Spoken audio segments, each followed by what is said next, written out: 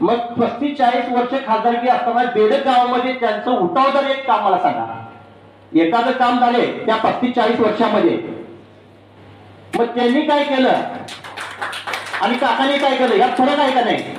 बरं, त्यांनी आशिया खंडेतला, मला चौथीला धडा होता, आशिया खंडेतला सर्वात मोठा कारखाना कुठला? हा, मग सांगली म्हणून आम्ही लिहित होतो. वसंतदादा सहकारी साखर कारखाना सांगली असं टिक मार्क करत होतो. आता काय कारखान्याची परिस्थिती? वसंतदादा दूध संघ होता, 2 ते 3 लाख लिटर दूध गोळा होत होतं, सगळा बंद आहे.